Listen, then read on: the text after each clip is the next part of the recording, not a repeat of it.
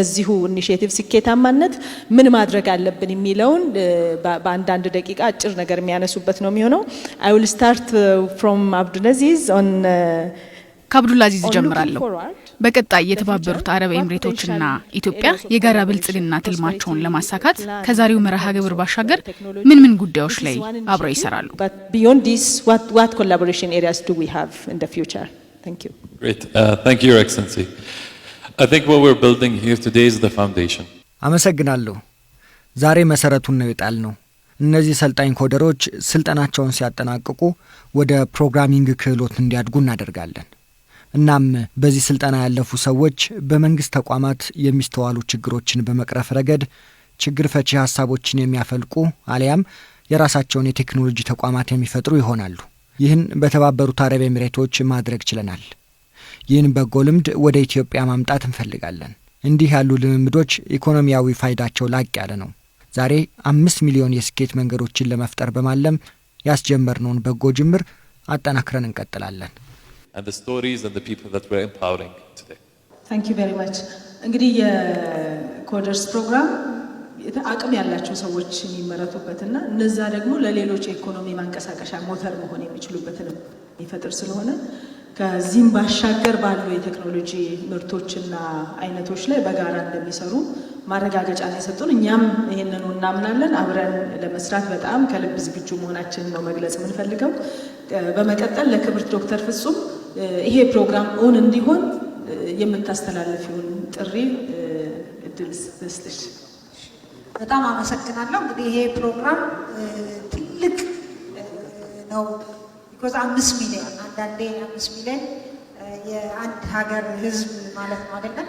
ይሄን የሚያክል ወጣት የሚያሰለጥን እንደመሆኑ የዛን አክል ዝግጅት ይጠይቃል። የመጀመሪያው ነገር ይሄን በደንብ በጥሩ ሁኔታ ውጤታማ በሆነ መልኩ ማስተዋወቅና ዜጎች ወጣቶች የዚህ ተጠቃሚ እንዲሆኑ ሁሉም ባለድርሻ አካል ስራውን መስራት አለበት። ከፌደራል ጀምሮ ክልሎች፣ በክልል ደረጃ የተቋቋሙ ይሄን ለመምራት የተቋቋሙ ስቴሪንግ ኮሚቴዎችና ወደታች እስከ ቴክኒካል ያሉት ይሄን በደንብ የማስተዋወቅ ስራ ያስፈልጋል።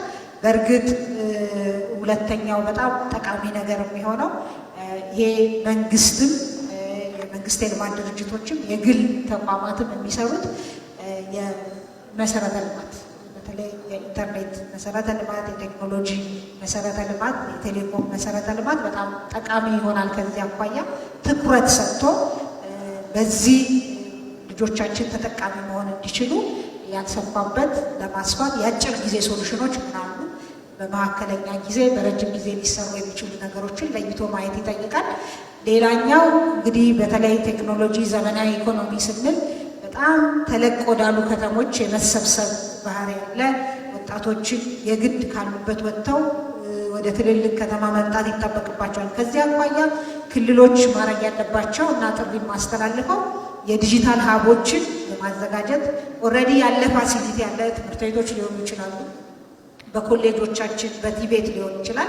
ያሉንን ፋሲሊቲዎች ላይ ተጨማሪ አስፈላጊ ነገሮች የተወሰነ አድርጎ ይሄ በጣም ትልቅ እድል ስለሆነ ዲጂታል ሀቦችን የማዘጋጀት ኢንኩቤሽን ማዕከላትን በአዲስ አበባ በጣም በርካታ ግን ወጣቶች አዲስ አበባ መምጣት ሳያስፈልጋቸው በየክልሉ የኢንኩቤሽን ማዕከላት በተለይ በዚህ የሰለጠኑ ወጣቶች ያን የሰለጠኑበትን እውቀት ስታርታፖችን በመጀመር ስራ ዕድል በመፍጠር ተቋማትን በማቋቋም ወደ ስራ መግባት የሚችሉበት እድል የሚፈጥር በመሆኑ ኢንኩቤሽን ሴንተሮችን የማቋቋም ስራዎች በጣም ያስፈልጋሉ። በአጠቃላይ ደግሞ በዚሁ ለወጣቶች ማስተላለፈው መልእክት ይሄ እድል በጣም ትልቅ እድል ነው።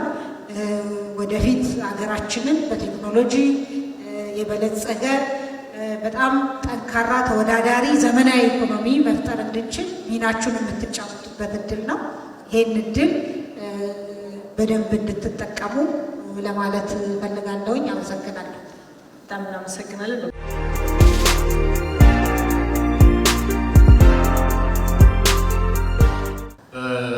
በእኛ በኩል በሲቪል ሰርቪስ በፌደራል ደረጃ ይሄንን ስራ ወደ ተግባር ሲገባና የመንግስት ሰራተኞቹ ሰርቲፋይድ ሲሆኑ ምን ዋጋ ይኖረዋል የሚል በፌዴራል ደረጃ መመሪያ እናወጣለን። ከክልል የሲቪል ሰርቪስ ቢሮ ኃላፊዎችም ጋር በዚህ ጉዳይ ላይ የጋራ መድረክ ፈጥረን እንወያይበታለን። ክልሎችም እንዴት እንደምትሄዱበት ተመካክረን በክልል ደረጃ መመሪያ የሚወጣበት ሁኔታ መፍጠር መቻል አለብን። እዚህ ያለን አመራሮች በየወረዳው የወጣት የረፍት ማሳለፊያ ቦታዎች ካሉ፣ ላይብረሪዎች ካሉ የጋራ መጠቀሚያ በሆኑ ቦታዎች ላይ አንድ ለዚህ ስራ የሚሆን ዴዲኬትድ ሩም ማዘጋጀት፣ በየመስሪያ ቤቱ ቢሆን ቅዳሜ ገብተው የመንግስት ሰራተኞች ይህንን ስልጠና የሚወስዱበት ሁኔታ ማመቻቸት እና ኃላፊነቱ ለሰራተኞቹ መስጠት ብቻ ሳይሆን የስልጠና አካባቢው ማመቻቸት፣ ከሁሉም ነገር በላይ ደግሞ ይሄ ትንሽ ከበድ የሚላቸው የመንግስት ሰራተኞች ካሉ ከክቡር ጠቅላይ ሚኒስትራችንም ባስቀመጡት አቅጣጫ መሰረት ይሄ በትብብር በመተጋገዝ በመደጋገፍ የሚሰራ ስራ። ስለዚህ ደጋፊ ሰው ትንሽ የከበደው ሰው ካለ ደጋፊ ሰው መድቦ ሌላው በጋራ ይህንን እውቀት ይዞ የሚወጣበት ሰልጥኖ ደግሞ ሰርቲፋይድ ሲደረግ ከፋይሉ ጋር ተያይዞ ዋጋ ያለው ሰነድ ለማድረግ ኃላፊነት የምንወስድ መሆኑን ማረጋገጥ እፈልጋለሁ። አመሰግናለሁ። በጣም እናመሰግናለን።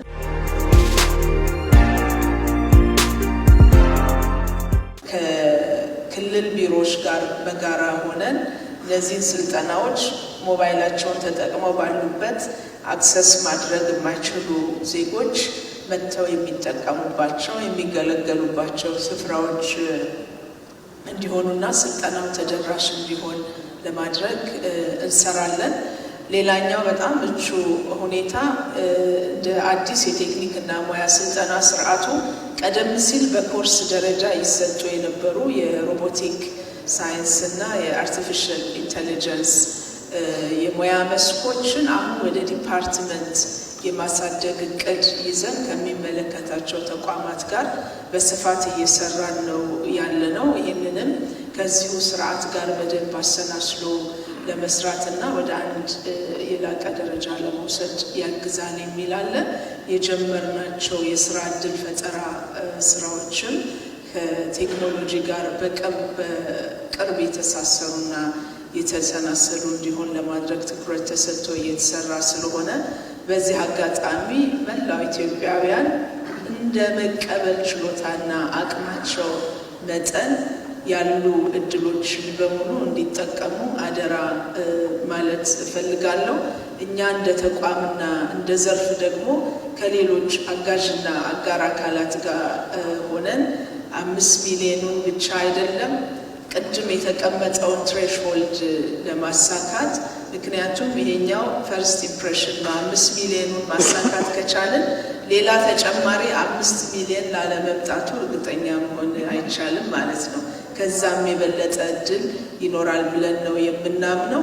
ሰርቪሶቻችንን በዚህ ፕሮሰስ ውስጥ ኤክስፖርት ከማድረግ አልፈን ፕሮዳክቶቻችንን ኤክስፖርት ማድረግ የምንችልበትን እድል እንፈጥራለን። የኢትዮጵያን የትራንስፎርሜሽን ጉዞም ሪያላይዝ ለማድረግ እንተጋለን። ለዚህ ሁላችንም እንተባበር፣ አብረን እንቁም የሚል መልእክት ነው ማስተላለፍ የምፈልገው። ስለተሰጠን እድል እጅግ አድርገን እናመሰግናለን።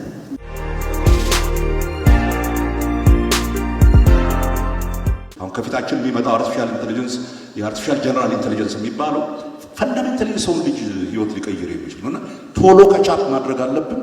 ከቻፕ ስናረግ ግን አብረን የዛሬውን ቴክኖሎጂ እንዴት እንደምንጠቀም ብቻ ሳይሆን አዲስ ቴክኖሎጂ ራሳችን መፍጠር እንዴት እንችላለን እያለ ካሰብን that is when really in the next 40-50 years ልክ እንደማንኛውም ሌላው ማህበረሰብ ቀና ብለን መሄድ የምንችለውና ከዛ አንግል እንየው፣ በረጅሙ እንየው። this is not just a short term እንትን አይደለም። it's an opportunity that we can use አሁን ላሉብንን ችግሮች ለመቅረፍ ቶሎ ልንጠቀምበት እንችላለን። ግን ልጆቻችንን በደንብ ካስታጠቅናቸው ከኛ በኋላ የሚመጣው ትውልድ እንደኛ ዝም ብሎ መከተልና ጭራ ይዞ መሄድ ሳይሆን ወደፊት ሄዶ ማሰብ የሚችል ልናረገው የምንችልበት ቴክኖሎጂ እና በዛ ደረጃ ብናየው ይሻላል። ከልብ እናመሰግናለን። እንግዲህ የማሳረጊያው የሆነው አሁን ባለው ተወዳዳሪ ዓለም ፈጣን ዓለም በዚህ 5 ሚሊዮን ኢንኮደር ተሳታፊ መሆን አማራጭ የሌለው ምርጫ ነው። የቴክኖሎጂ ብሔራዊ አርበኞች መሆን አለብን። ጀግንነት የተባለው እሱ ነው። ብሔራዊ አርበኝነታችን በቴክኖሎጂ ዘርፍ መገለጽ አለበት። ይሄን ማድረግ የሚችለው ደግሞ እያንዳንዱ ወጣት እያንዳንዱ ዜጋ አምኖ ወስኖ ቆርጦ ሲገባ ነው። ጠብቆ ይምጣልኝ ብሎ ሳይሆን ራሱ ታግሎ ስርዓቱን ገብቶ ፈተናዎች ሊኖሩ ይችላሉ፣ ተግዳሮቶች ሊኖሩ ይችላሉ፣ የሚፈትኑ ነገሮች ይኖራሉ። ግን ደግሞ እነዛን አልፎ በዚህ ስርዓት ውስጥ ገብቶ ለሌሎችም መብቃት የሚችል ከራስ አልፎ ለሌሎች መብቃት የሚችል በዓለም ተወዳዳሪ የሆነ የዓለም አቀፍ ሰርቲፊኬት ነው የሚሰጠው። እውቅናው በየትኛውም ዓለም ተወዳዳሪ መሆን የሚያስችል ይህንን እድል እንዳያመልጠን እንጠቀም የሚል ነው። ከዚህ በብዙ እጥፍ መሄድ እንችላለን። ለዛ ግን የተናበበ የተቀናጀ ሁሉም የየድርሻው ወስዶ ሲሰራ ነው ተስፉል ምን ሆነው የክልል ተቋማት የክልል ፕሬዝዳንቶች እዚህ እንድትገኙ በጣም በወሳኝነት የተፈለገው ይህ ሁሉ ዜጋ የናት ነው ተለጥነው አሁን የምንለው 5 ሚሊዮን በየክልሉ ያለ ዜጋ ነው። በከተማ አስተዳደር በክልሎች ሌላ ኬትም ሊመጣ አይችልም። ስለዚህ አንዱ ቁልፉ ተግባራችሁ ስለሆነ ይሄ ስኬታማ እንዲሆን በየደረጃው ያሉ አመራሮች ተቋማት ኃላፊነት ወስደው ይሄን ስራ ሰክሰስፉል እንዲያደርጉ ትልቅ አደራ አለባችሁና አደራውን ለመወጣትም ስለመጣችሁ እንደዚሁም ደግሞ እያደረጋችሁ ላለው አስተዋጽኦ ከልብ ማመስገን እፈልጋለሁ። ይሄንን ፕሮግራም እንዲሁ እንደ መደበኛ በሌላው ዝም ብለን አንዘጋም፣ ቃል ገብተን ነው የምንዘጋው። እንደምትተባበሩኝ በጣም ነኝ። 5 ሚሊዮን ሳይሆን ከዛ በላይ ለማሳካት ሁላችንም ከመቀመጫችን በአክብሮት ተነስተን እጅ ለእጅ ተያይዘን ይህን ፕሮግራም ለማሳካት ቃል እገባለሁ። በጣም ከልብ እናመሰግናለን።